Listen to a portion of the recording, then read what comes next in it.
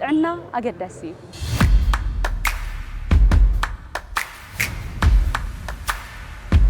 ኣብዚ ናይ ጥዕና መደብ እዚ ዝተፈላለዩ ሰብ ሞያ ጥዕና ሰብ ሞያ ስነ ምግቢ ከምኡ እውን ኣብ ዝተፈላለዩ ጥዕና ወዲ ሰብ ዝሰርሑ ምሁራትን ተመራመርቲ ዕዱማት ኣጋይሽን ምስ ማሕበረሰብና ሓሳባት ብምጥዓም ዝተፈላለዩ ትምህርታዊ ቁም ነገር ሓዘል መልእኽቲ ዝመሓላለፈሉ ነፃ ሚድያ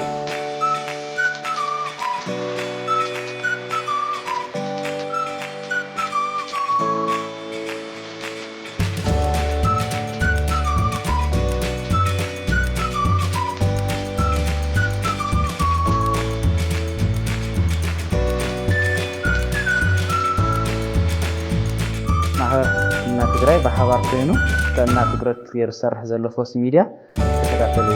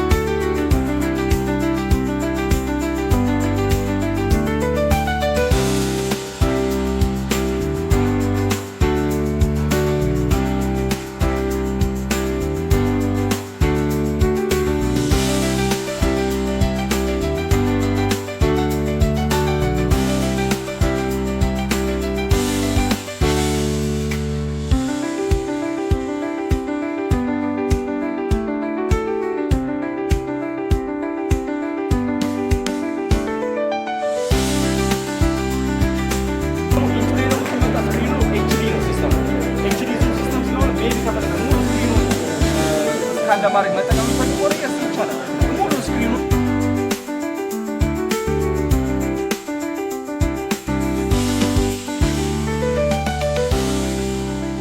እሺ ጋሻና ባዓሎም ይፈልጡ እሺ ስመይ ፋኔል መስፍን ይባል መጻኽሉ ካብሪምና ሆስፒታል እና ሪምና ሆስፒታል ካብ መስረሽ 8 ዓመት ለገበረ ትካልዩ እና ዝኽእል ዓመታት ባዓልቱና ማዕበለን ናብ ፀገን ለመጻ ትካልዩ እና ነሆን ዝተፈላለዩ ሰርቪሳት ነው በሐደት ተላዓበ ጉዳይ ስፔሻሊስትን ሰብ ስፔሻሊስትን ነውና ከዋቶም ደማ ቶም ጀነራል ሰርጀሪ ኢንተርኒስት ጋይኖኮሎጂስት እና ፔዲያትሪክ ሁሉ ለጠቃለለን መሳርሕታት ደማ ኤክስሬይ ጀሚርካ ክሳብ ሲቲ ስካን አልትራሳውንድ ለጠቃለለ አብሪምና ተመጽኻ ሕክምና በተማለአ እና በታም ባለሙያታት ደማ ተመስገኑ ባለሙያታት ለለው ተካልዩ በመሰረት ደማ ማንም ሰው ዳልዮ ተሐካሚ ለዳልዮ አገልግሎት ረኺቡን አጊዩን ከምንብለስ እርግጠኛታት ኢና እና ብቲ ለለና ናሽሙት ዓመት ለምድታትና በስፔሻሊስትን ስፔሻሊስትን እና ብቲ ተጠናኸረና ናሰብ ዓቅምና ናይ ቴክኖሎጂ ለጠቃለለ መሳርሕታት ብኡ ትካልና ልፍለጥ እዩ እና ሰብ መጽን ከርኤና ደማ ከጎኒና እንጥይቅ እና በአገልግሎትና ከምረኽም ደማ እርግጠኛታት ኢና ቴንክ ዩ እሺ ጽባይ ዳርጋ ሁሉ ጥያቄ ኮሞን ስኻይ ሐግን እሺ ዘርዘሩ ሪምና ሆስፒታል አምንተ ከባቢ ይልግና ድሕሪው አምታይ ምታይ ተጠኝ ሆም ሰራ ሪምና ኣብ አይደር ኣብታ ትራፊክ ላይት ኢና ንገነ ላዕለዋይ በሪ ላይ ጽሕኻ ማእኸለላ ትራፊክ ላይት ኢና ንርከብ ኣገልግሎትና ሰፊሕ እዩ ዳርጋ ሌላ ኣገልግሎት የብልና ያዋና ካብ ናውሽጣ ሕማማት ስፔሻሊስት ጀሚርኻ ሰርጀሪ መጥሕቲ ማለት እዩ እና ካንገት በላይ ኤንቲ ኢንዶስኮፒ ሲቲ ስካን ተፈላለዩ ናቆሎት ሕክምና ናጥንሳትን ሓራሳትን ክትትል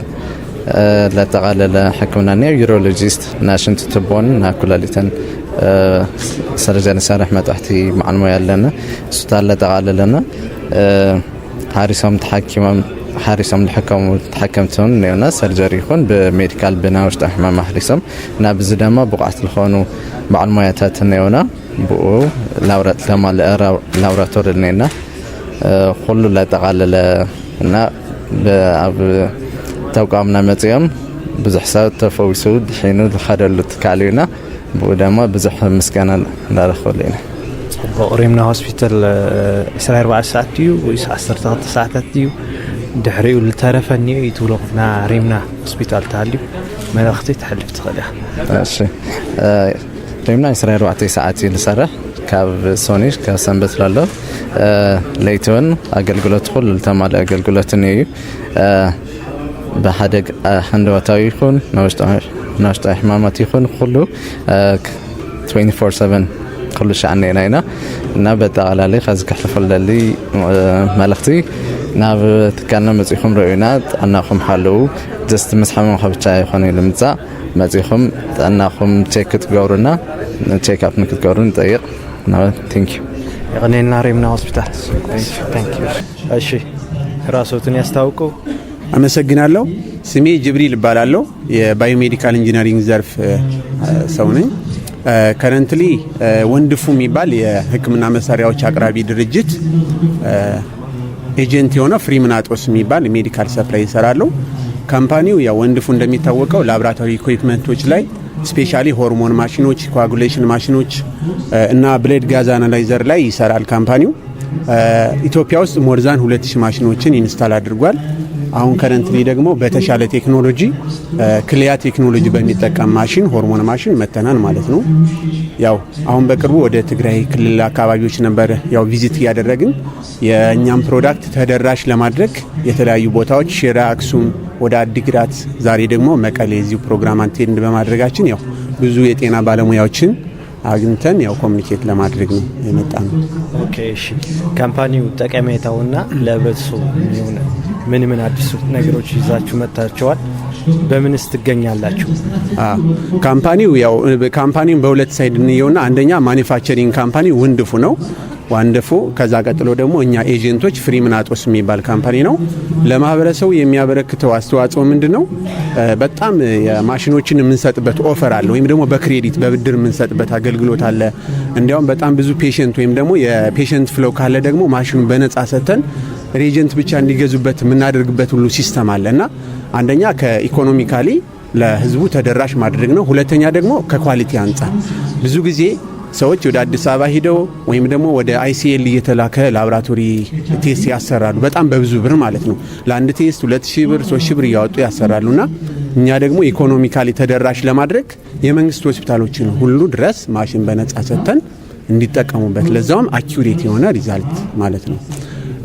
ካምፓኒው ካልከኝ በዚህ ደረጃ ነው ያለ የምንሰጠው ሰርቪስ ኦኬ እሺ ለምሳሌ ማሽነሪ ስንል ምን አይነት ማሽነሪ ነው የምታቀርቡት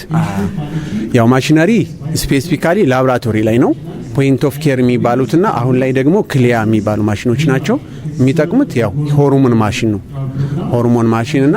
የብሌድ ጋዝ አናላይዘር የሚባል አለ ከዛም ደግሞ ኮአጉሌሽን የሚባሉ ማሽኖች እነዚህ ነው ያቀረብን ያለ ነው ከረንትሊ ኦኬ ካምፓኒያችሁ እንዴት ነው መገኘት የሚችለው ካምፓኒያችን ፍሪምናጦስ ይባላል አዲስ አበባ ነው ሲኤምሲ ሲቪል ሰርቪስ ፊት ለፊት አለ ካምፓኒያችን ያው መጥተውን ሰው ቪዚት ማድረግ ይችላል ሬጀንት ካፓሲቲያችን ቢሮአችን መጥተው ቢያዩት ማሽኖቹም አሉ ያው ሞር ስለ ካምፓኒው ማወቅ ይቻላል ኦኬ አድሬስ ካለ አድሬስ መናገር ይቻላል የቀረ ነገርም ካለ መልእክት ካለ በዛው እሺ አመሰግናለሁ አድሬሳችን ያው እንዳልኩት ነው አዲስ አበባ ነው ሲኤምሲ ሚካኤል ፊት ለፊት ጎለጎታ ታወር 8ኛ ፍሎር እንገኛለን። ያው ስለ ካምፓኒው እንግዲህ ብዙ ማሽኖችም አዲስ አበባ ላይ ኢንስታል ተደርገዋል። በዛ በደንብ ይታወቃል። ያው የኛ እንደ ካምፓኒ የምንፈልገው ነገር ምንድነው ለህዝቡ ወይም ደግሞ መጠነኛ ገቢ ላለው ማህበረሰብ ጤናውን በቀላሉ ማግኘት እንዲችልና ኳሊቲ የሆነ ዲያግኖሲስ ወይም ደግሞ የምርመራ አገልግሎት መስጠት ነው ዋናው ታርጌታችን። ይሄ ነው አላማችን። ኦኬ እሺ ተጨማሪ ካለ ምናልባት እኔ እንኳን ብዙ የምጨምረው ነገር የለኝም። በመጀመሪያ ዶክተር ሳምሶን ነጋስ ይባላሉ። ከረንትሊ ያው የወንድፉ ባዮቴክ ካምፓኒ ሪጂናል ሴልስ ሆኛለሁ የኖርዘርን ሪጅን። ወንድፉን ዌልካም እንላለን ወደ ትግራይ። ያው ኤጀንቶች አሉ ፍሬምናጦስ የፋይን ኬር ኤጀንቶችም አሉ መቀሌ። ዌልካም ለማለት ነው። ከዚህ በኋላ ያው እኔም እንደ ኤጀንት ያለውን ነገር ያው በደንብ አብረን እንሰራለን ለማለት ቴንክ ዩ እናመሰግናለን። ምናልባት ስልክ ቁጥር ካላችሁ መናገር ይችላል። አዎ ያው አሁን ያልኳቸው ማሽኖች የሆርሞን ማሽን ፍላጎት ካለ በተለይም አሁን ላይ ቴክኖሎጂ የደረሰባቸው ቴክኖሎጂ የሚጠቀም ኬሚሉሚነሰንስ ኢሚኖአሴይ ቴክኖሎጂ ለኢንፌክሽየስ ዲዚዝ እና ለተለያዩ ሆርሞናል ቴስት የሚፈለጉ ክሊያ የሚጠቀም ቴክኖሎጂ አክሪ የሚባል ማሽን አሉ። በሁለት ብራንዶች አሉን። አክሪ 90 እና አክሪ 8 የሚባሉ አሉ። ማሽኖቹን እንዳልኳችሁ በክሬዲትም በነፃ የምንሰጥበት ኦፈር ስላለ ስልካችን አለ። እኔ የሴልስ ሪፕሬዘንታቲቭ ኦፍ የፍሬምናጦስ ኢምፖርት ካምፓኒ ነኝ። ስልካችን 0963938471 ወይም ደግሞ ዌብሳይት አለን። የዌብሳይት ሊንክ አታች እናደርግላችኋለን። እዛ ገብታችሁ ቪዚት ማድረግ ትችላላችሁ። እናመሰግናለን። ክፉ ስሞም የፋልጡ ጋሻና እሺ ስሞይ ዶክተር ደጀን ተክ የገብረዋል ይባል ኣብ አላ ሆስፒታል በመጥዋሕቲ አንድ ሕቆ አንጎልና ነርቭ በዓል ሞያ ያው ሆም ፈልጦ አላ ሆስፒታል ዝተመስረተሉ ብ2020 ከመቆጻጸራ ፈረንጅ ሆይኑ መጀመሪያ ጀመር ከለ በኻቢ 5-6 ስፔሻሊቲና ሳ ስፔሻሊቲ ሰርቪስ ወይ ከአገልግሎት ማሃብ ጀምሮ ያው ህዝ 2017 ዓመተ ምህረት ያው ከም እንደገና በስተፋላለዩ ስፔሻሊቲና ሳ ስፔሻሊቲ በመሙሳኽ ኣብዚ ሕዚ ሰዓት ናብ ከባቢ 20 ዝኾኑ ስፔሻሊቲና ሳ ስፔሻሊቲ በዓል ሞያታት ያው ኣብ ስራሕ ንግነ ዘለናሉ ቦታ ኣብ ከባቢ ዓዲ ሓውሲ ዝርከብ ተቃመ ትራፊክ ላይት ወይከዓ መብራህቲ ንብሎ ካብ ኖርዘርን ሆቴል ትንሽ ንእሽተይ ይብልካይ ያው ኣብ ውሽጥና ብዙሓት ሰርቪሳት ወይከዓ ኣገልግሎት ንህብ ኢና ካብቱ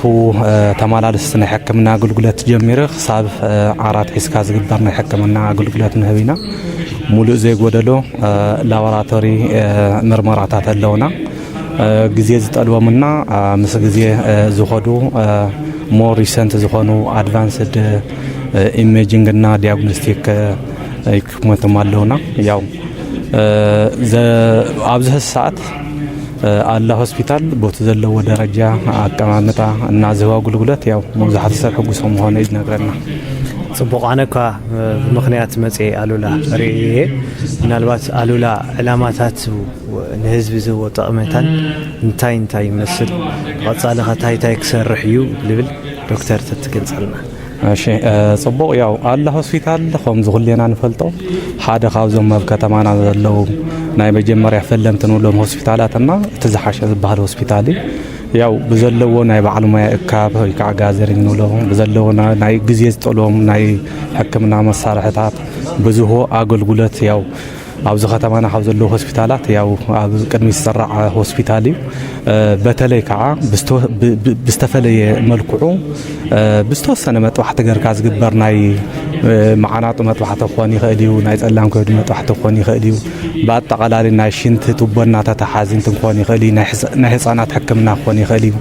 ወይ ናይ ነርቭ ሕክምና ክኾን ይኽእል እዩ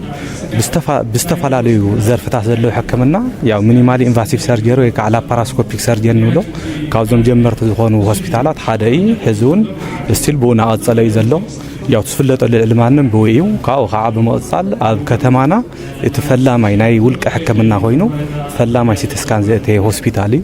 እቲ ሲቲ ስካን እሱ ያው ፍትዕ ጽዋን ከባድን ፍትሕ ሕማቅ ግዜም ብዙሕ ኣገልግሎት ናሃበ ነሪ ያው ኩልና ስለንፈልጦ ህዝቡም ብተወሳኺ ካብኡ ያው ብተወሳኺ ብዙሓት ናይ ሕክምና መሳርሕታት እኒአዎ መውሽጡ ንሳቶም ከም ምንትን ግልጋሎት ናሃብዮም ዝግነዩ ካልእ ከዓ ያው ንዕኦም ከዓ ራዲዮሎጂስት እኒህና ፔዲያትሪክ ኒውሮሰርጀን ንብለን እኒህና ሕዚ ኣጋጣሚ እንኳን ኣብ ዝቐረባ ግዜ ሪኢኹም ተነርኩም እዚ ኣብ ህፃናት ከጋጥም ዝኽእል ናይ ምጥላፍ መዓንጣ ያው ብኦፕሬሽን ምስተኻል ይከኣል እንድዩ ነገር ግን ብዘይ ምንም ኦፕሬሽን ኣልትራሳውንድ ዝበሃል ናይ መሳርሒ ተጠቒምካ እቱት ዝተጠላለፈ ናይ ማዓናጡ ህፃናት ናብ ዝነበሮ ክምልስ ዝኽእል ክእለትና ዓቕሚ ተጠቒሙ ሕዚ ከምኡ ምስራሕ ጀሚርና ኣለና ካብኡ ብዝተበገሰውን ያው እዞም ፋሚሊ ብጣዕሚ እዮም ሕጉሳት ብዝተፈላለዩ መልክዑ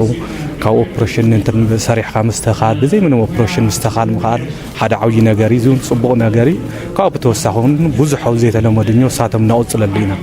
ተዓንተ ወይ ዝበልኩ ካልእ እንታይ ላፓራስኮፒክ ሰርጀሪ ንብለን ይህና እሱ እንታይ ብንእሽተይ ካሜራ ተጠቒምካ ንእሽተይ ቀዳዳ ካሜራ ተጠቒምካ እቲ ውሽጢ ከብዲ ክኾን ይኽእል ኣብ ካልእ ናይ ክፋላት ሰውነትና ዝግበር መጥባሕቲ ብዘይ ምንም በሰላ በኣ ናይ ኣብ ውሽጢ 2 ሰዓት 3 ሰዓት ዝወስድ ነበረ ብሓደ ሰዓት ኣካባቢ እዚ ዕዉት ብዝኾነ መንገዲ ሰሪሕካ ምውፃእ ማለት ሓደ ዓብዪ ነገር እዩ ምክንያቱ ኣብተን ዝዓበየ ዓድታት ሙሉእ ብሙሉእ ከፊትካ ዝግበር ናይ መጥባሕቲ ኣብዚ ሕዚ ግዜ እናቐረየ ምክንያቱ ቴክኖሎጂ እኒሄ ብኡ ልክዕ ከዓ ሰልጠነ ሓይሊ የድልየካ ስለዚ ቴክኖሎጂ እውን ተጠቒምካ ዝሰልጠነ በዓል ሙያውን ሒዝካ እዚኣቶም ያው ምስራሕ ጀሚርና እኒና ካብኡ ብተወሳኺ እውን ሕዚ ብናይ ሓንጎል ሕበት ወይ ከዓ መንሽሮ ገለ ንብሎ ብካልኦት ናይ ኣብዚ ናይ ዘንጋዓ እንድሕቆና ክስታይ ንብሎ እሳት እውን ኣብ ቀረባ ግዜ ብከምኡ ክንጀምር ኢና እና ጠቕልል ብዝበለ እንታይ ክብል ዝደሊ ያው ኣሉላ ብዙሓት በዓል ሙያታት ዝሓዘ እዩ እዞም በዓል ሙያታት እዚኦም ብዝተፈላለዩ ዘርፈታም በዙ ዘለውዎ ስርሑ ዘርፍ ወይ ከዓ ሞያ ብዝተፈላለዩ መልክዑ ያው ኮምፓሽንና ሪስፔክትፉል ኬር ከም ንብሎ ብናይ ዓርሶም ተበግሶ ብዘኸበር መልክዑ ያው ግልጋሎት ናሃብዮም ዝግነዩ ሙሉእ ዘይጎደሎ ናይ ላቦራቶሪ ናይ ኢሜጂንግ ወይ ከዓ ራዲዮሎጂክ ሰርቪስ ንህብ ኢና ከምዚ ዓንተ ወይ ዘልኩ ከዓ ኣብ ካብዘን ኣብ ትግራይና ዘለዋ ናይ ውልቀ ትካላት ሕክምና እቲ ቀዳማይና ናይ መጀመርያ ሲቲ ስካን ብምእትታው ክኾን ይኽእል እዩ በዞም ዓንተ ዘልኩ ንእሽተይ ቀዳዳ ወይ ከዓ ንእሽተይ መጥባሕቲ ብምግባር ሙሉእ ብሙሉእ ዝግበር ናይ ኦፕሬሽን ላፓራስኮፒክ ሰርጀሪ ንብሎ እሱን ፈላማይ ካብ ዘተኣታተዩ ያው እዚ ሆስፒታልና ብዘለዎ ፅሬት ብዘለዎ ኣቀማምጣ ብዝህቦ ኣገልግሎት እና ብዘለዎ ናይ ሕክምና መሳርሒ ኣብ ከተማና ካብ ዘለዉ ናይ ውልቀ ትካላት ያው ኣብ ቅድሚ ዝስራይ ኩልና ንፈልጦ ስለ ዝኾንና እሺ ዶክተር ምናልባት ከም ፈውሲ ሚድያ ንሕና እውን ንዘሪና ብጥዕናታት ምክንያት ብምግባር ማለት እዩ ሆስፒታላት ነገር ግን ኣብ ትግራይ ሆስፒታላት ይመጻየን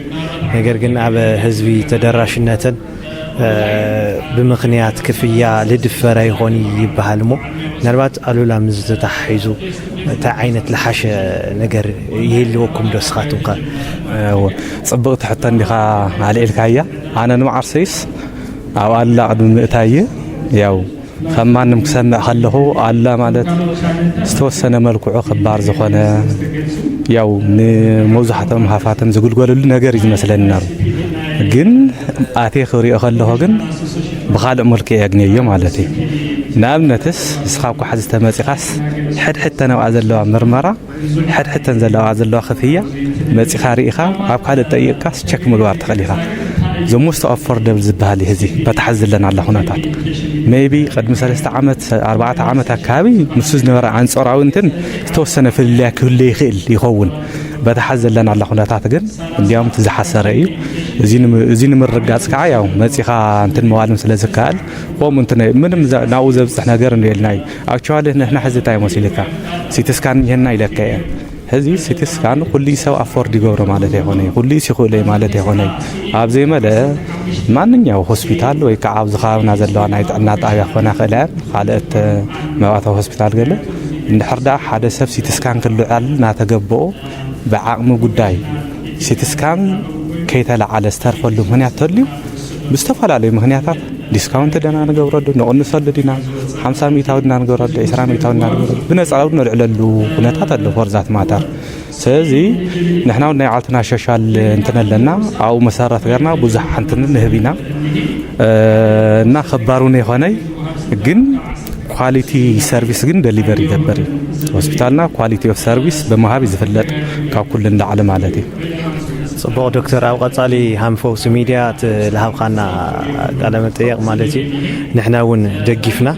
ምናልባት ዓቕምና ይብሎም ሰባት ኣለውናዮም ጎና ጎኒ ብሓደ ክንሰርሕ ኢና እና ተስፋ ንገብር ኣብ ቀጻሊ በኣካል መጺና ብሃም ሚድያ ኣነ ካብ ውልቀ ይፈልጦ የሃም ሚድያ ግን መጺና ክንሰርሕ ኢና ኣብ ቀጻሊ ክተርፍ የብሉን ትብሎ ነገር ታሊካ ዶክተር ናብ መጨረሻ ኣድርግ እሺ ያው ዝዕድል እዚ ስለ ዝሃብኩምና ካብ ልቤ መስግን ብሽሞይና ብሶማለላ ካብ መወጻል ከዓ በቃ ንዑና ማንም ሰብ ዝኾነ ይኹን ሰብ ይምጻና ይራእዩ ካብኻ ንዝቀርበልና ዝኾነ ይኹን ርእይቶ ዝኾነ ይኹን ልባው ዝኾነ ምኽሪ ተቐበልቲ ኢና ያው ከም ዝብልካዮ ከዓ ንሕና ኣብዚ ዘለና ንህዝብና ኢና ንሰርሕ ዘለና ብልክዕ ከዓ ዓቕሚ ዘይብሉ ተኾይኑ ዝተፈላለዩ መልክዓት እንትን ዝብል ነርተሊዳ ከም ኣላ ሆስፒታል እናተነጋገርና ዘይንድግፈሉ እንትን ኣጋጣሚ ኣይፍጠርና ንስኻትኩም ሙፅና ዘሎ ነገር ራእይዎ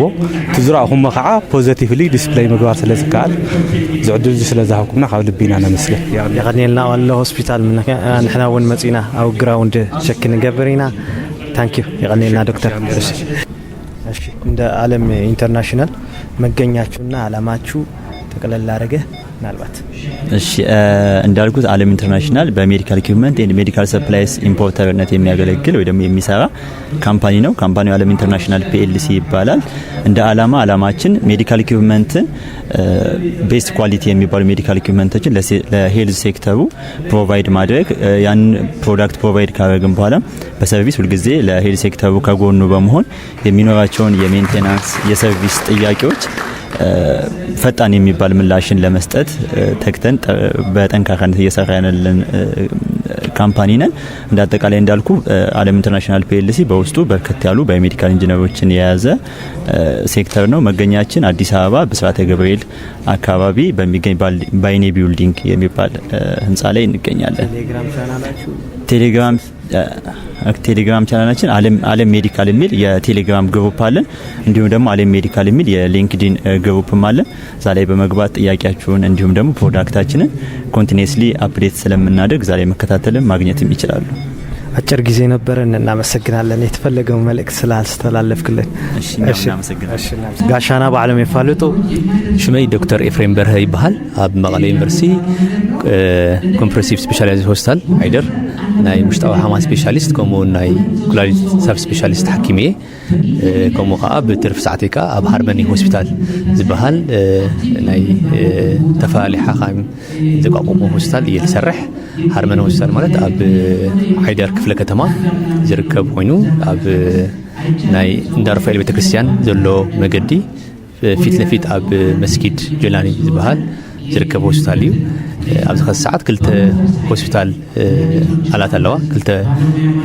ቅርንጫፍ ናይ ተወሰለ ኣሎ። ክልቲአን ኣብ ሓደ መስመር እየን ዝርከባ። ሃርመን ሆስፒታል ቦቱ እዚ ይመስል። ኦኬ ጽቡቅ ዶክተር ምናልባት ሃርመን ሆስፒታል hamnerio ግልጋሎቱ ታይ ይመስል አምንታይ እዩ ሕክምና ግልጋሎት ልህብ እስቲ እሺ ሃርመን ሆስፒታል ዝተፋሃለዩ ስፔሻሊስትና ሳብ ስፔሻሊስት ሓኻይም ዝተዋቀመ ትካል እዩ እዚ ማለት ከዓ ኩሉ ዓይነት ናይ ሕማማት ዝሕከመሉ ሕብረተሰብና በኩሉ ዓይነት ናይ ሕክምና ግልጋሎት ክረኽበሉ ዝኽእል ናይ ግሊ ተቋም እዩ። ብዙሓት ሰርቪሳት ኣለው ክወሃብ ዝኽእሉ ኣብ ሃርመን ሆስፒታል። እዚ ከዓ ብናይ ውሽጣዊ ሕማማት ክኾን ይኽእል እዩ፣ ብናይ መጥባሕቲ፣ ብናይ ህፃናት እና ኣዴታት ክንክን ጥዕና፣ ከምኡ እውን ኣብ ወሊድ ናይ ዓፅምቲ ሕክምና ስፔሻሊስት፣ ናይ ዓይኒ ሕክምና፣ ናይ ኦፕሬሽናት ዝግበረሉ ተፈላለዩ ካብ ክሳድ ንላዕሊ ናይ ኒውሮ ሰርጀሪ ዝበሃል ናይ ላፓራስኮፒክ ሰርጀሪ ከምኡ ከዓ ናይ ዝተፈላለዩ ናይ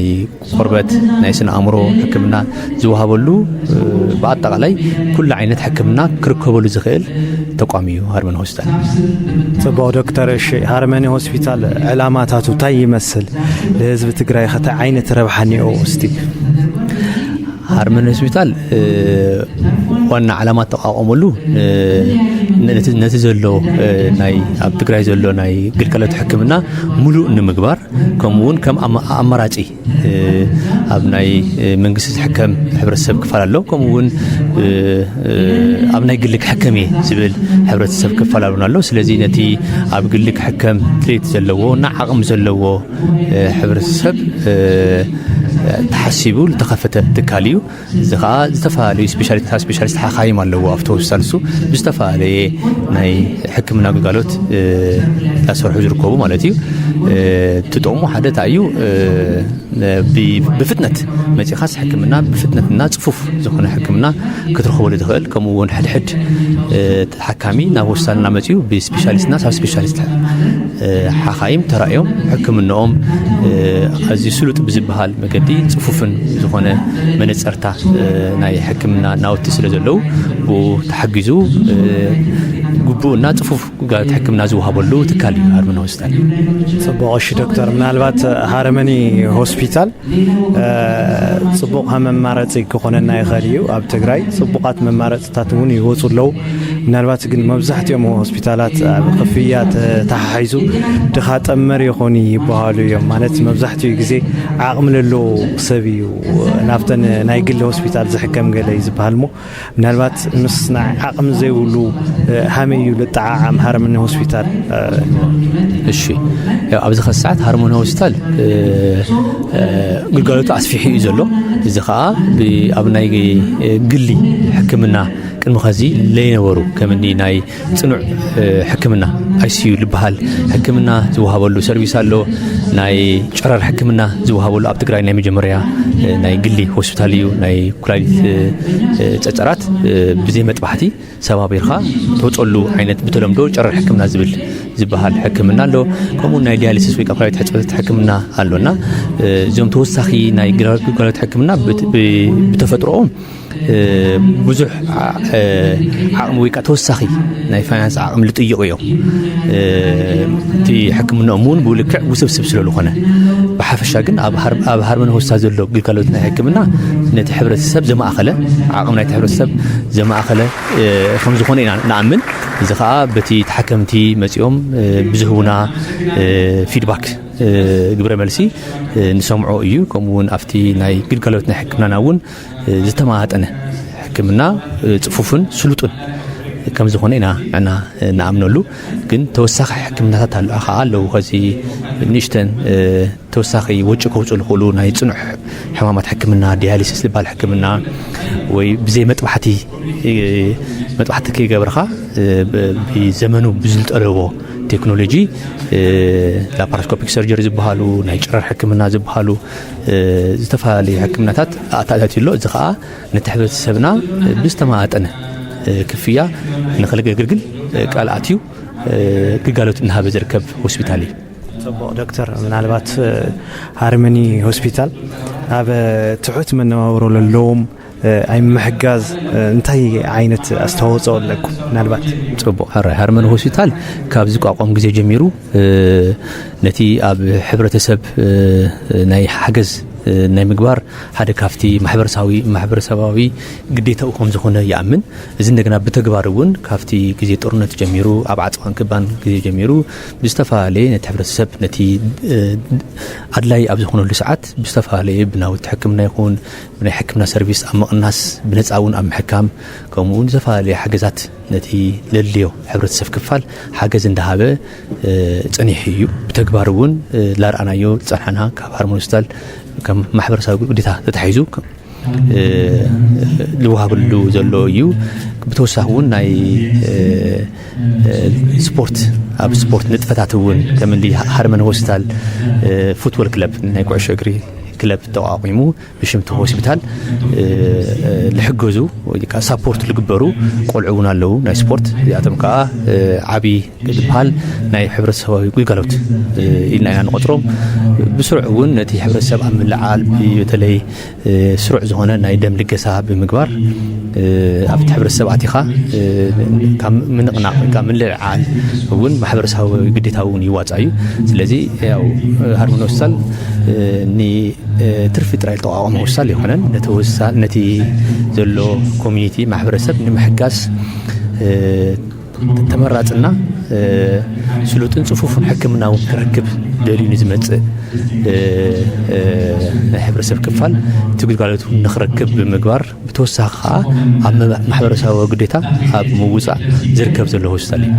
ጽቡቕሽ ዶክተር ምናልባት ኣብ ቀጻሊ ከም ፈውሲ ሚድያ ወንዘግራውንድ ምሳኹም መጺና ክንሰርሕ ኢና ፈቃደኛታት ኢና አይሆፕ ስኻትኩም ለፈቃደኛታት ሃም ትኾኑ ኣብ መጨረሻ ግን ክተርፍ የውሊ ሃርመኒ ሆስፒታል እዝንዮ ወይ ማህበብ ዝንረከብ ትብሎ ነገር ታልዩ? እሺ ኣብ መጨረሻ ከብሎደሊ ያው ሃርመኒ ሆስፒታል ሙሉ ብስፔሻሊስትና ብሳብ ስፔሻሊስት ሓኻይም ዝወሃብ ግልጋሎት ሕክምና እዩ። 24 ሰዓት ክፍቲ ኮይኑ ሙሉ ግልጋሎት ናይ ሕክምና መጽኦም ክረኽቡ ዝኽእሉ ከምኡ እውን ኣብዚ ኸ ሰዓት ብፈላማይ ደረጃ ዝበሃሉ ፍሉያት ናይ ሕክምናታት ግልጋሎታት ኣለዉ። እዚ ከዓ ናይ ጽኑዕ ሕክምና ደቂ ሰባት ጽኑዕ ሕክምና ናይ ምርካብ ናይ ዲያሊሲስ ሕክምና ከምኡ እውን ናይ ጨረር ጨራት ብጨረር ጌርኻ ሰባቢርኻ ብምውፃእ ሕክምና ዝወሃበሉ ኣብዚ ኸ ሰዓት ብዘሎ ብሕታዊ ሆስፒታል እዩ ዘሎ። ስለዚ መጽኦም ነቲ ሆስፒታልና ንኽርእይዎ ከምኡ እውን ሓበሬታ ወይ ከዓ ሓሳቦም ንኽገልጹልና ናይቲ ሕክምና እውን ተገልገልቲ ንኽኾኑ ንላቦ የቀኒየለይ። ዶክተር የቀኒየልና እሺ ራስዎትን ያስተዋውቁ። እሺ ኑሩ ባላለሁኝ ከኢስት አፍሪካ ፋርማሲካል ነው የመጣሁት። ኢስት አፍሪካ ፋርማሲካል አዲስ አበባ ገርጂ አካባቢ የሚገኝ የመድኃኒት ፋብሪካ ነው። ጥሩ እሺ ኢስት አፍሪካ እንዴት ነው ተደራሽ የሚሆነው? ምን ላይ ነው የምትሰሩት? የት ትገኛላችሁ? ኦኬ ያው ኢስት አፍሪካ እንዳልኩ ገርጂ አካባቢ አዲስ አበባ ገርጂ አካባቢ ጃክሮስ መብራት አካባቢ ያለ የመድኃኒት ፋብሪካ ነው። ወደ 22 አይነት የሜዲኬሽኖችን እናመርታለን። ለደም ለሃይፐርቴንሽን የሚሆኑ ለሀርት ፌለር የሚሆኑ ለዲያቤቲክ ሜዲኬሽን እና ለኮሌስትሮል የሚሆኑ ለጂአይም ለጨጓራም የሚሆኑና አንቲፔኖችን አንቲሄልሜንቲኮችን እነዚህን ሜዲኬሽኖች በሰፊው እናመርታለን ማለት ነው። ተደራሽነታችን እኛ ኖርማሊ ካምፓኒው መድኃኒቱን ካመረተ በኋላ ለኢምፖርተሮች ነው ወደ ኢምፖርተሮች ነው የምናቀርበው። ኢምፖርተሮች ደግሞ ወደ ሆልሴል ያቀርባሉ፣ ሆልሴሎች ወደ ፋርማሲ ያቀርባሉ ማለት ነው። ግን ምንድነው ከመንግስት የጤና ተቋማቶች ጋር ግን ከሆስፒታሎች ጋር ምንድነው የምናደርገው? ቀጥታ ሽያጭ እናደርጋለን ማለት ነው። ለምንድነው ይሄ ለማህበረሰቡ በርካሽ ዋጋ ሜዲኬሽኑን እንዲያገኝ እኛ በርካሽ ዋጋ ለመንግስት ጤና ተቋም ዊዛውት ቴንደር በቀጥታ ለኢምፖርት በምንሸጥበት ዋጋ ለሆስፒታሎች እናቀርባለን። በርካሽ ዋጋ ታካሚውም ያገኛል መድኃኒት ማለት ነው። ጥሩ እሺ ለህብረተሰቡ ምን አይነት ጠቀሜታ አለው? ምናልባት ኢስት አፍሪካ የት ነው የሚመረተው የሚለውን እንዳልኩ ኢስት አፍሪካ ካምፓኒው ያለው ገርጂ አካባቢ ሆኖ ጃክሮስ ሜዲኬሽኖቹ እዚሁ ሀገር ውስጥ ነው የሚመረቱት ሜዲኬሽኖቹ። ሌላም ሲስተር ካምፓኒ አለን ከሀገር ውጭ ሱዳን፣ ደቡብ ሱዳን ላይ ሲስተር ካምፓኒ አለን። ሜዲኬሽኑ አሁን እነዚህ የሀገር ውስጥ ሆነው ርካሽ ናቸው ሲባል የፕሮዳክት የኤፊካሲ ችግር ኑሮባቸው ሳይሆን እኛ ሲስተር ካምፓኒ ስላለን የዶላር ችግር የለብንም ማለት ነው። ሮ ማቴሪያሉ ብቻ ከመጣ በኋላ ነው እዚህ የሚመረተው። ለዛ ነው ለሺፒንግ ለምናምን የምንከፍለው ብዙ ወጭ ስለሌለን ነው። እዚህ ጋር በትንሽ ካርቶን ነው ሮ ማቴሪያል የሚመጣው። ዛት ኢዝ ዋይ እዚህ ስለሚመረት ነው። ሲመረት በበልክ ነው የሚመረተው፣ ግን ሲመጣ ግን ሮ ማቴሪያሉ ትንሽ ነው። ስለዚህ ለሺፒንግ ኤክስፔንሳችን በጣም የቀነሰ ስለሆነ ለፔሸንትም ዋጋው ማለት መድኃኒቶቹ ቺፕ ናቸው እና ዋጋቸው የቀነሰበት ምክንያት የኤፊካሲ የፖተንሲ ችግር ኑሮበት ሳይሆን ለእኛ ለምናወጣቸው ኤክስፔንሶች አሉ ያ በጣም የቀነሰ ስለሆነ ነውና የዶላርም እጥረት ስለሌለብን ሲስተር ካምፓኒ ስላለን ሮ ማቴሪያል ችግር ስለሌለብን ለዛ ነው እንትን የሚለው ማለት ነው። ሌላ ምንድነው የኛ ፕሮዳክቶች ሞሮፍ ክሮኒክ ታካሚዎች ለሃይፐርቴንሽን፣ ለሀርት ፌለር፣ ለዲያቤቲክ፣ ለኮሌስትሮል የሚሆኑ ሜዲኬሽኖችን ነው ሞር የምናመርተውና እነዚህ መድኃኒቶች ደግሞ ለፖፑሌሽኑ ሳይቋረጡ ነው የሚደርሱት ማለት ነው። አይቋረጡ ምክንያቱም እንዳልኩ የሮ ማቴሪያል እጥረት ስለሌለብን በየጊዜው ነው እዚሁ ሀገር ውስጥ ነው ያለው። በምንም አይነት ነገር አፌክት አይሆንም። በተደጋጋሚ ነው የሚመረተው። እዚህ ዋንስ ይህንን መድኃኒት የጀመረ ታካሚ ችግር ይገጥመኛል ይቋረጥብኛል ብሎ ስጋት አይኖረው ማለት ነው። ይሄ ነው። ጥሩሽ እንደ ኢስት አፍሪካ የቀረ ነገር አለ የምትለው ካለ መልእክት ካለ ምናልባት እኔ እንኳን አያይዤ መጠየቅ የምፈልገው አብዛኞቹ መድኃኒቶች ስታካፋፍሉ ከዛ በኋላ ያለውን ነገር እንዴት ነው የምትቆጣጠሩት? ፋርማሲዎች የሉ ምናምን ይላሉና በዚህም ረገድ ምን አይነት ቁጥጥር አላችሁ እና የቀረ ነገር አለ የምትለውን ካለ አያይዘህ መጨረስ ትችላለህ። ያው አሁን እኛ ምንድነው ይሄንን ያው የራሱ የሆነ አሰራር አለን። እኛ የራሳችን የሆነ አሰራር አለ። አሁንም እዚህ እንዲህ አይነት አሁን ክፍተት እንዳይፈጠር መድኃኒቶቹ ተመርተው ግን እዚህ ፖፑሌሽኑ ጋር አልደረሱም የሚሉ አሉ። አሁን መድኃኒት ቤት ላይ ይሄ መድኃኒት የለም እንደዚህ ሀተን እንደዚህ ስቶክ አውት ነው የሚሉን አሉ። ይሄንን እኛ በራሳችን መንገድ የራሳችን የሆነ ሪፕሬዘንታቲቭ ይኖርናል። አሁን ላይ እዚህ መቀሌ ሽሬ ላይ ሪፕሬዘንታቲቭ ይኖርናል በቅርብ። ስለዚህ ይሄንን የኛ ሪፕሬዘንታቲቭ የኛ ተወካይ ስለሚኖር በቋሚነት እዚህ የሚሆን እሱ ችግሩን ይፈታል ማለት ነው። ከኛ ጋር እየተነጋገረ እንደዚህ እጥረት አለ የለም ይሄ መድኃኒት ይገኛል አይገኝም የሚለውን ጀስት ቴክኒካል ነገር ነው። እሱ ይሄንን ኃላፊነት ወስዶ ይሰራል ማለት ነው። ኢስት አፍሪካ ከዚህም አሁን ሜዲኬሽን ከማምረት ከመሸጥ በዘለለ የተለያዩ ሶሻል አክቲቪቲዎችን ይሰራል። እንደዚህ ስፖንሰርሺፕ ሲኤምኢ ስፖንሰር ያደርጋል። የመንግስት ሆስፒታሎች ላይ ዶኔሽን ሜዲኬሽን ዶኔት ያደርጋል። እንደዚህ ሜቄዶኒያ የሚባለው እንደዚህ ሶሻል አክቲቪቲ ያለባቸው የጤና ፕሮብሌም ያለባቸው አካባቢዎች ላይ በግል እንደዚህ የሚንቀሳቀሱ እንትን ላይ ዶኔት እናደርጋለን። ከቢዝነስ ኦርጋናይዜሽን በዘለለ ሶሻል አክቲቪቲ ሶሻል ሪስፖንሲቢሊቲውን የሚወጣ ትልቅ ካምፓኒ ነው ማለት ነው ኢስት አፍሪካ። አመሰግናለሁ። ጥሩሽ እንደ ኢስት አፍሪካ እንደ ፈውስ ሚዲያ እኛም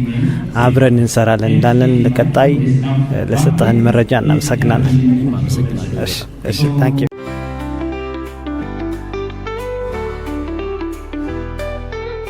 ጥዕና አገዳሲ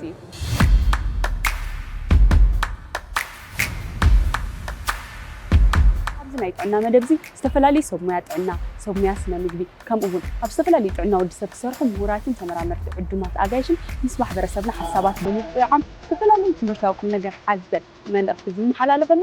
ነፃ ሚድያ እዩ።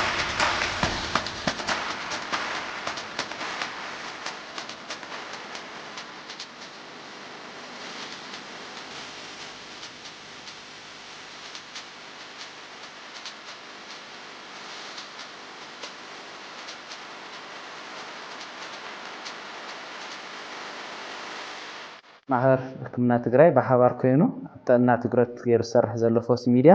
ተከታተልዎ።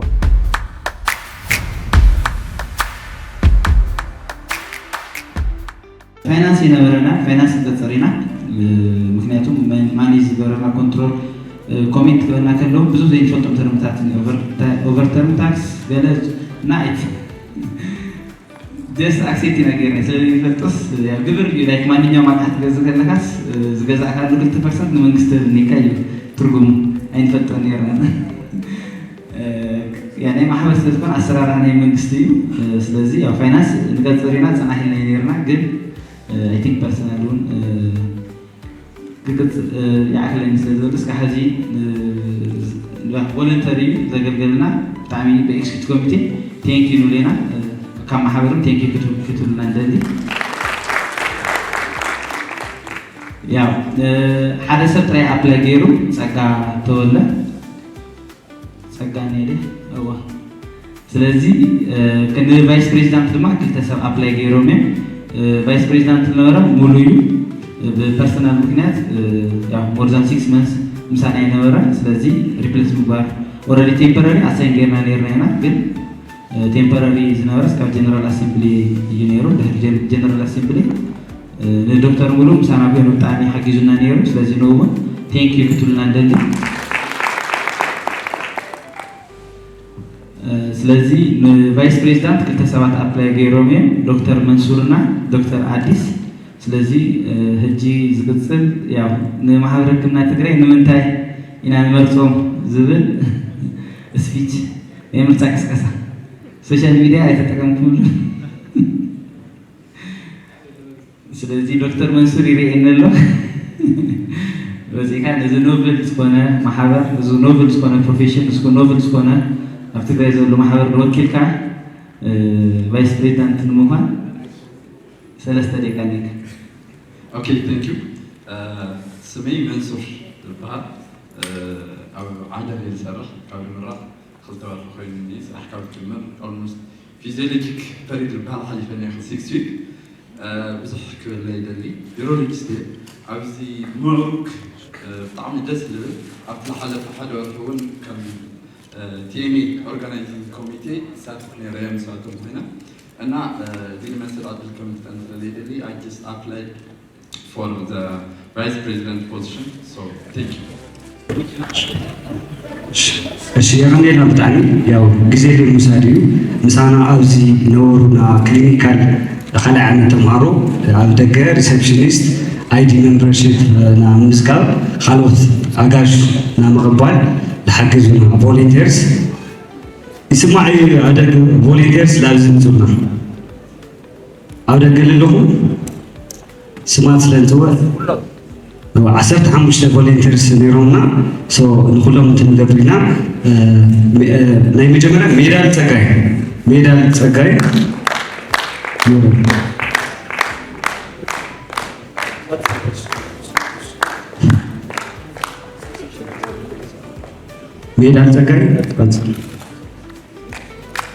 ኤደን ወርቅና ኣብ ቤት ምጽዋት ቀጥሉ መሰረት ኃይለ ማርያም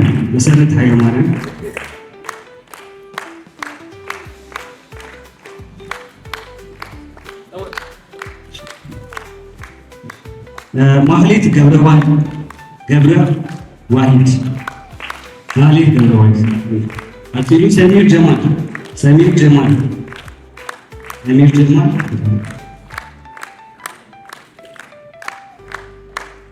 ቀጥሉ መርሃዊ አበደም ሰላማዊት መብራቱ ለቀረዩ ካብ ኦፊስና ወፅኦም ነጥኩም ተቀበል ትፈልሉ ቴንክ ዩ ልምብር ጣዕይ ኣግነ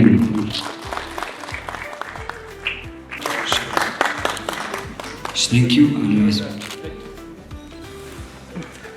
ቀፂሉ ሪምና ሆስፒታል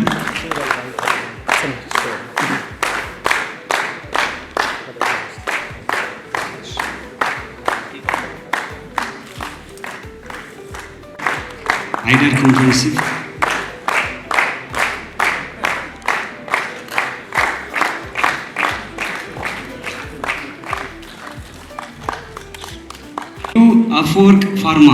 አፈወርቅ ፋርማ ካብ ሚንድሬ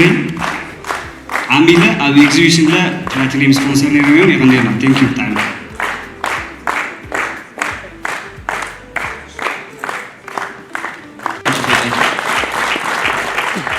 እሺ ይቀንዴላ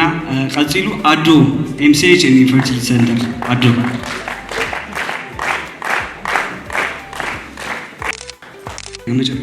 ናይ መጨረሻ ፕላቲኒየም ወንድፉ ባዮቴክ ካምፓኒ ወንድፉ ሞዲናና ዊ ፕሮሲድ ቱ ጎልድ ስፖንሰር ጅብሪል ወንድፉ ባዮቴክ ካምፓኒ ያው ካብ ቻይና የመጽኦም ና ፋይን ላብ እና አክሪ ማሽን ሒዞም መጽኦም ኣብ ትግራይ ለ ኦፊሻሊ ጀሚሮም ኒዮ ቴንክ ዩ ወንድፉ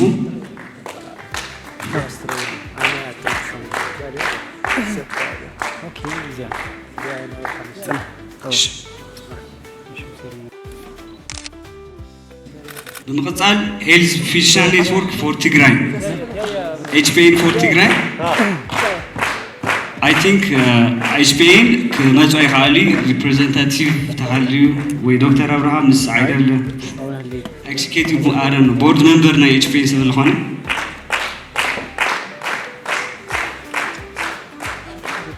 አድቫይዘሪ ቦርድ ቅርታ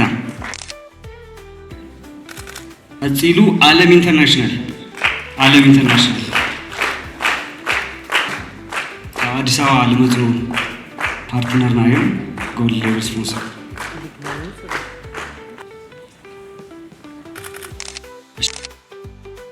Pharmaceuticals, East Africa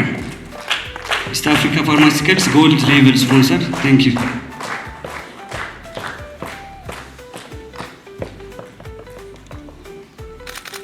New Leaf, sorry. New Leaf.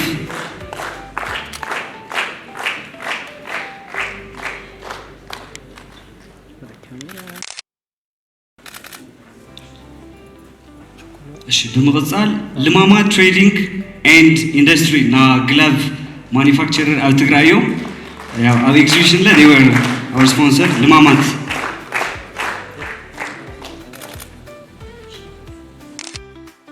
Limamat Azilu Arsho Medical Laboratories Private Limited Company Arsho توكل حريلو نحلهم نخلينا Arsho. So we will keep it. Azilu Maghazal Ethio Medical PLC يعني لنا ultrasound ماشينات كوادي ساحيزهم نترميهم حانتنا قرلا I think نا عيدر referral hospital نا ultrasound donation لقورو تكاليهم thank you all نا 3.5 مليون ultrasound يوم نا عيدر hospital donate كيرم so serious كوينو درف دليو يقتم زلو أمين زر قوز قطعمي بايزي هذا قطم عرت انتني لنا نيرو كم TMS كم recreational talent show نقر زينة لايك كم هذا معتي مزناقي موسيقى قطم قلل الفوتي قطم كاكروي النيرو زمو ترسل مستد كاي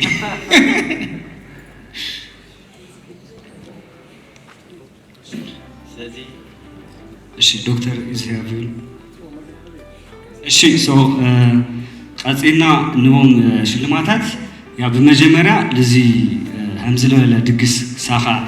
አኑዋል ኮንፈረንስና ብጣዕሚ ለሐገዙና ኣብ ቅድሚት እንሰርሖም ያው ኦርጋናይዚንግ ኮሚቴስ ያው for about ሓደ ወርሒ ላክል ምሳና ለሐገዙና ሰባት ስለዝኾኑ ሓካይም so we will give them certificate ይቅርታ ዶክተር አማኑኤል አመድረክ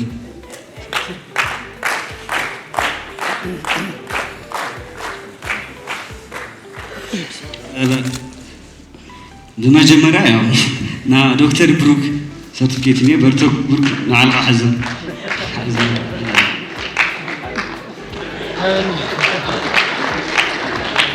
እሺ ሶሪ እሺ በመቀጠል ናዓለኝ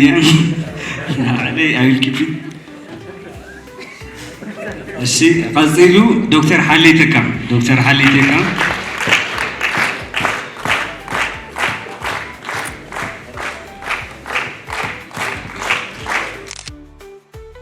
fundraising team بتاعنا حجزنا نرى دكتور يو بمقصال دكتور داوود عرايا أو advocacy team مس أمباسادرات يلا يبسلني so thank you أتينا دكتور روت تخلبران she is new GP she was helping بتاعنا حجزتنا نرى يغني لنا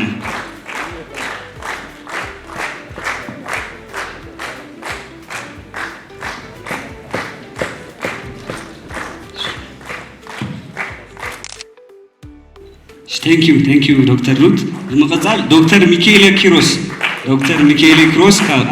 كهيميديكا organization سارحيو بترانسبورتيشن بوزح نقرات لحاجزنا نيرو يغني لنا دكتور.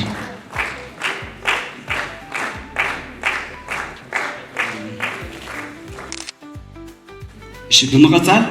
ያው ሪታየር ኤክስኪዩቲቭ ነበርና ዶክተር ኪሮስ ተስፋይ لحد عمل لكن تريجر مسانا خوي نيريو او تلنا لنا يغنيلنا لنا كاصالحي ثانك يو دكتور فقري برها مسانا لحجزنا لنا انستيسي لوجستيو يغنيلنا دكتور فقري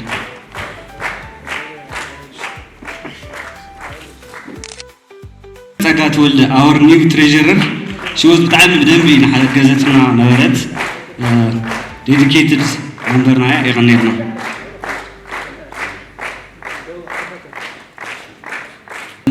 ዶክተር ሩታ መዓሪ ያው ዘ ኒው አድሆክ ቲም ፎር ደ ሃውሲንግ እና ሩታ ከም ኤክስኪዩቲቭ ሜምበር ኮይና እንዳገልገለት ነይራ ምሳና እዚ ኦፊሻሊ ቴንክ ዩ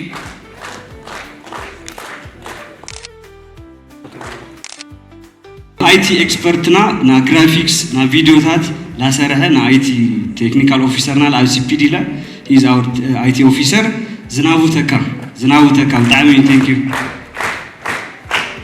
ዝናቡ ዌብሳይት ለል ሰረሐና ና አይቲ ኤቭሪቲንግ እሱ አይ ቲንክ የለኝ ቴንክ ዩ የቀኔልና ብምቅጻል ዶክተር አቤኔዘር ጸድንግል ዴዲኬትድ ጀነራል ትሬዠረር ናዩ ያቀኔላ ብጣዕሚ ናይ መጨረሻ ዶክተር ጊደና ገብረ ህይወት ካብ ሪምና ሆስፒታል he was our fundraiser team ሓገዘና ነበረ ዶክተር እዩ ዶክተር ጊደና ሶ ሪፕሬዘንታቲቭ ይመጽለ እሺ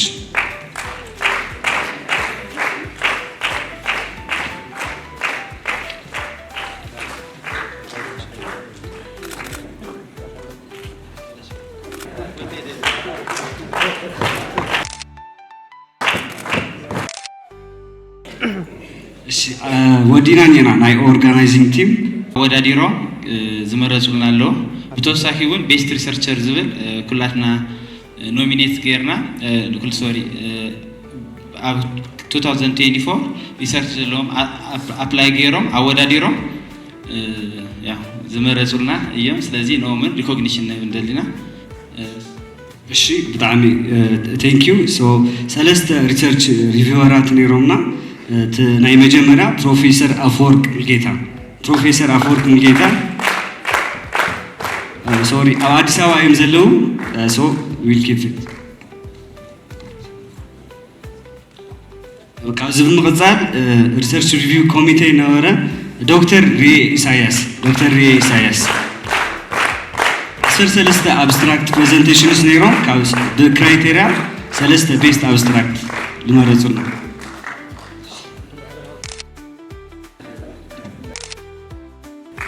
Thank you ብጣዕሚ የቀኔልና ብጣዕሚ ኦኬ ያ ክልተ ረሲዕ ሶሪ ዶክተር ይብራህ በርሀ was part of the research review thank you ዶክተር ይብራህ ታሃሊ ወይ ተወካሊ አለው መስለኝ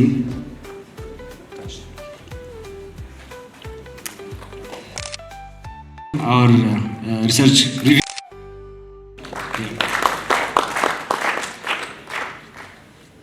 ካብዚ ብምቕፃል ቤስት ሪሰርች አብስትራክትስ ካብ 13 ሪሰርች ኖሚኔትድ ነይሮም ካብ 13 ዮም 3 ቤስት ሪሰርች አብስትራክትስ ተመሪፆም ኣለዉ ሶ አይ ቲንክ ራንክ የተገበሩ 3 ዮም ቤስት ኢልና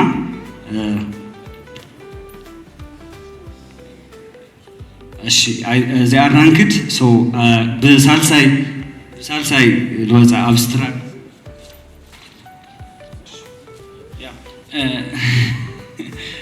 አብስትራክት አዋርድ እውን ንሽልሚና ኢልና ነርና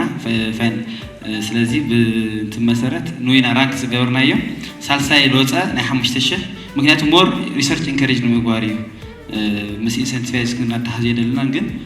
ሪሰርች ተሰርሰብ ንዳታ ኮሌክሽን ካብ በዓልካ ካብ መብዛሕትኡ ነገርና ወጭታት ስለዝህሊ ያው ብዙሕ ቅርሺ ኣይኮነን ግን አትሊስት ንኮምፒቲሽን እውን ኢልና ሓሲና ነርና ብሳልሳይ ደረጃ ብሳልሳይ 3 ሎም ማንት አቅሪቦም ነይሮም አንቲ ማይክሮባይል ሬዚስታንስ ብርሃነ እዩ ስለዚ ብርሃነ ና መድረክ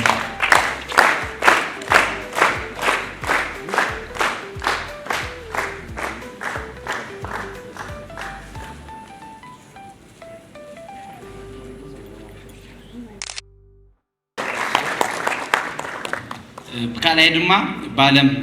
ባለም ድምፅያ ብዛባ ሚኒስትራል ሳይክልና አው ቅርታ ፖስት ዋር ሜንታል ሄልዝ ኢን ሳይኮሶሻል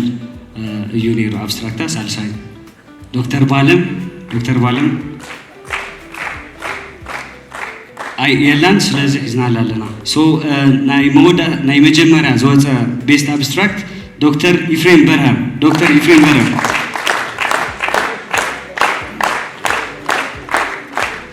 so the award is 10,000 ብር ኢንካሬጅ መገሪ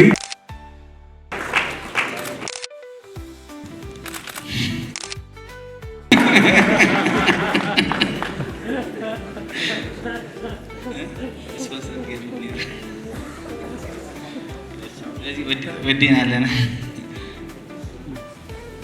ቀጥሉ ድማ ያው ናይ one of the objectives of the medical association ሓደሽቲ ተምሃሮ ኢንካሬጅ ንምግባር ኔክስት ጄነሬሽን ቢልድ አፕ ንምግባር እዩ ስለዚህ ካብ ሰለስቲኦም ካብ ሰለስቲ ዩኒቨርሲቲ ጎልድ ሜዳሊስት ከአይደር አክሱም አዲግራት ሪኮግናይዝ ክንገብሮም ደሊና ኣለና ስለዚህ ነውም አዋርድ ኔክስት ይዳለሎ እሱ ነው መስጊና ማለት እዩ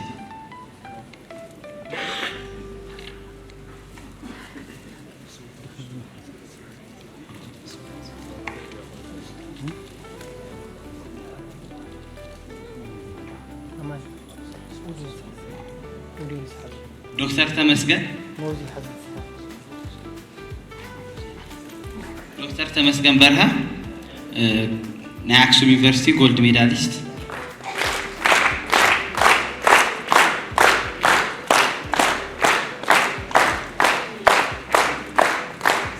አዲግራት ዩኒቨርሲቲ ጎልድ ሜዳሊስት እዩ ስለዚህ ኮንግራቹሌሽንስ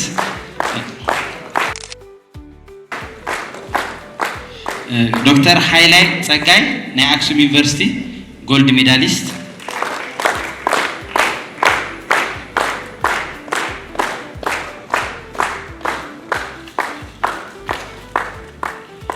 እናም ዶክተር ገብረዝጊሄር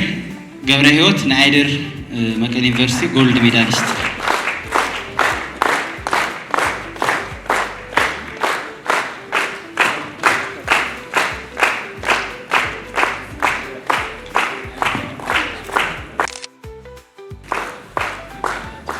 ኔክስት ቀጥልና ድማ ሪሰርች ነይሩ ቤስት ሪሰርቸር አፕላይ ጎሪልና ነርና አፕላይ ገሮም ነይሮም ና አወር ሪሰርች ሪቪው ኮሚቴ ሃሲ ዞስ ዘ ክራይቴሪያስ ዞስ ፐብሊሽ ኢን 2024 ሶ ካብ 2024 አፕላይ ገሮም ብዙ አፕላይ ዝገበረና ያው ሪሰርች ሪቪው ኮሚቴ ብናይ ዓለም መሪጾ መሎ ስለዚህ እሱና ቀጥልና ሪኮግኒሽን ንህብ ማለት ስለዚህ በቤስት ሪሰርች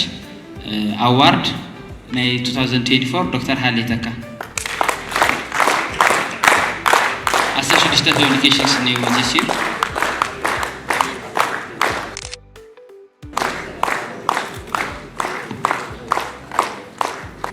ቀጣላይ ካላይ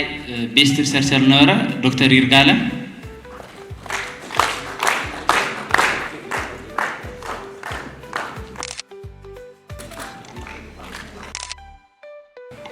ሳልሳይ ድማ ዶክተር ብስራት ተስፋ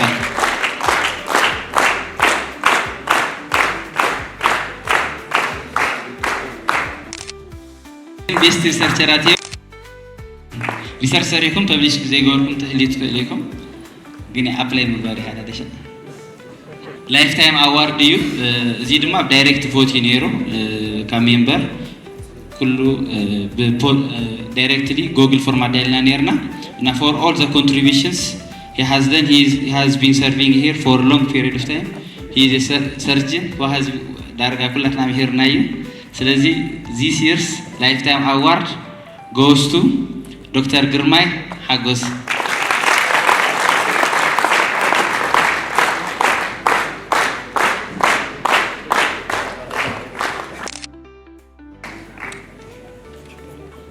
ስለዚህ ቤስት ፊዚሻን ኦፍ ዘ ይር ዝብሉን ኢሶስ ዳይሬክት ቮት ሜምበር ዳይሬክት ቮት በመግባር የነሩ ስለዚህ ነዚህ ሲርስ ቤስት ፊዚሻን ኦፍ ዘ ይር ዶክተር ሃሌ ተካ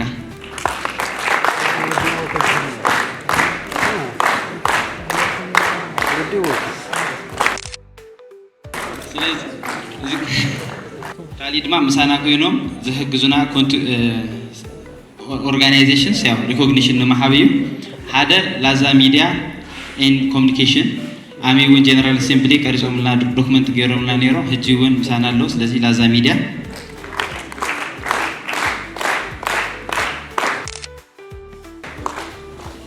ካላይ ድማ ቤትሳይዳ ሆስፒታል ቤትሳይዳ ስፔሻሊቲ ክሊኒክ ሆስፒታል ነው ጽፎ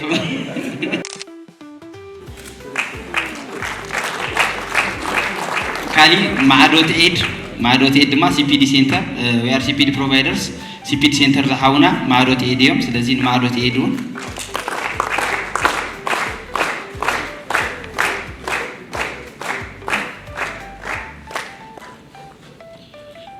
ናይ ሞዳታ ሌጋል አድቫይዘር ኮይና ምሳና ቮለንተሪ እንዳሰርት ንብረት ንህይወት ስለዚህ ናውን ሰርቲፊኬት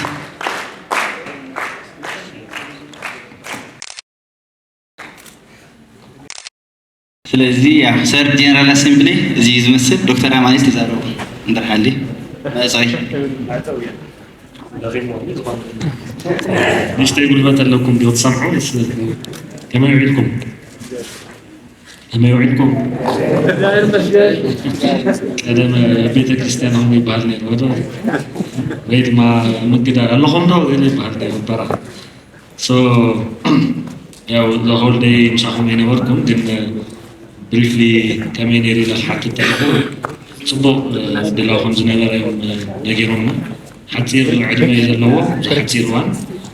حخاي محبر بتدري تبوك سكوم تتات مجمارو زنا عادي تمركز لهم بملوهم أبالات زهم كمون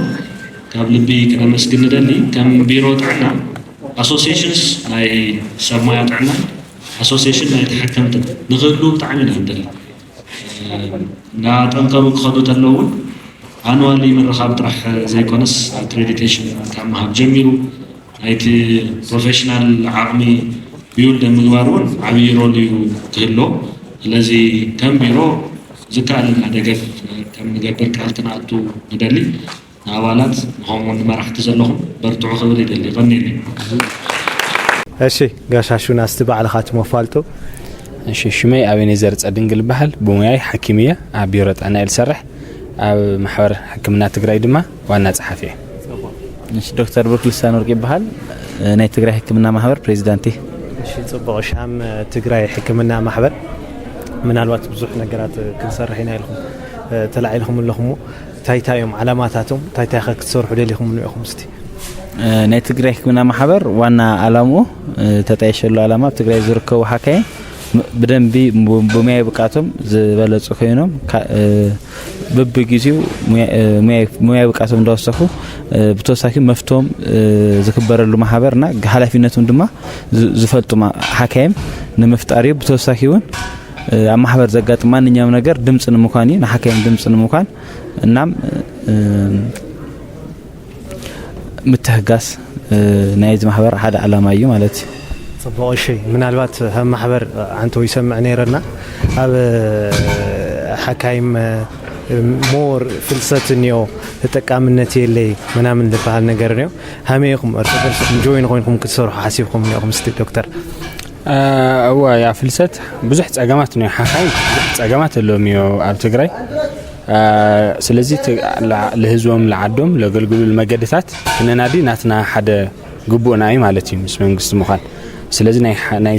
ሰሙያ ጥዕና ብሓፈሻ ሓካይሙን ካልኦት ሰሙያታትን ሓዊስካ ኣብ ትግራይ ቀሲኖም ተረጋጊዖም ክነብሩ ንኦም ዝምቹ ኩነታት ምፍጣር ናትና ሓደ ስራሕ እዩ ስለዚህ ነው ዘድሊ መንበሪ ገዛውቲ ድዩ መንበሪ ገዛ እኹል ደሞዝ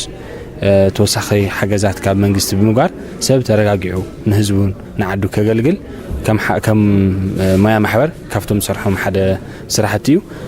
ግን ምጥያ ጥራሕ ይኮነ ማሕበርና ኣምጽ ንመንግስቲ ኣምጽ ጥራሕ ከይኾነ ለህብረተሰብና መሃብለ ሓደ ኣካል ስራሕና እዩ ሃንደውታ ሕማማት ተጋጥም ተለው ጉጅለ ብምልኣኽ ካብቲ ሓደ ዕላማታትና ካብቲ ስራሕትናትኒ ሙያዊ ድጋፍ ንሕብረተሰብና መሃውን ሓደ ጉቦና እዩ ማለት ኢና እዚ መስልና ናይ ስራሕ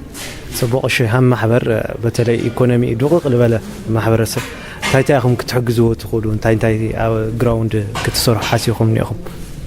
ሓደ ብናይ ሕክምና ማህበር ስለልኮነ አዌርነስ ክሪኤሽን ንዝህብረተሰብና ስፔሻሊ አቅሙ ድስከል ብተብዛው ተፈላለዩ ህማማት ከመይ ጌርካ አርስካ ክትከላከል ትኽእል እና አፍልጦ ቀዲምካ ዘለካ ህማማት ንምክልካል ምስ ሚድያ ባሓደ ብምኳን ናይ ህብረተሰብ ናይ አፍልጦ ፕሮግራም እዩ ካልኣይ ድማ ዶክተር አቤኔዘር ከም ዝገለጾ ተፈላለዩ ወረርሽኝ ገለ ከጋጥም ከሎ ንሱ ድማ ምስ ተፈላለዩ ፓርትነራት ባሓደ ብምኳን ጌርካ ናይ ምህጋዝ ዓላማ እቅድ እኒና ማለት እዩ صباح شيء من الوقت أوقات صاري عبيت نجارات كتصرح وتصفى نجبر مو تاي عبيت نجارات حيسهم كتموت يخم هم حبر فليل ولا نجار قد مغازي أو تساتفنا نيرنا ما جمرة جزي هم تجري مثلا إكزيبيشن الدالي خم نيرهم سخات مسارحين عنا هم فوسي من الوقت قد صار خطايني وفليل ولا حيسهم موت مزم يا بوزح حساب لنا تلمنا يخلتشن إسران حمشين فرنج لنا قصر تلمنا زجاجنا نينا كاب العويل ناي استراتيجيك تلمون لنا ناي 3 عامات او 3 عامات محورنا عاويو نسمو يعطعنا اخول بفلطات بتحساسوا زعاوي اول حلينا مسلطن ماخلات حلينا بعلنا مع اولاتنا عقمهم نعويلو مسلطن ماخلات حلينا بفاينانساو عقمناون طنكيرنا كاب تግራይ ወጻውን እንድሕር አድላይ ዘለ ናይ ሙያዊ ድጋፍ ዘልዮን ጉዳያት ውን መልስ ዝህብ ጥንኩር ማሕበር ከልወና ልዕሉ ኩሉ ግን ኣብ መንግስቲ ኣብ ሕብረተሰብን እንቶ ፈጣሪ ማሕበር ኮይኑ ናይ ሰሙያ ጥዕና ዛዕባ ማሕበረሰብ ክኾን ምግባር ሓደ ንቐጻሊ ዝሓሰብና ንሰርሖኒ ማለት እዩ እሺ ዶክ ምናልባት ልተረፈታሊ ዶክተር እሺ ናኹን ፎሲ ሚዲያ በጣም ያቀነላ መጽኩም ናይ ሳልሳይ ሓፍሻይ ጉባኤ እስከምዚ ፎቶ በቪዲዮ እና ዶክመንት ከገበር ስትግዙና ዘለኹም ያቀነላ እሺ አውቃጻን ራኸቢና ታንኪዩ እሺ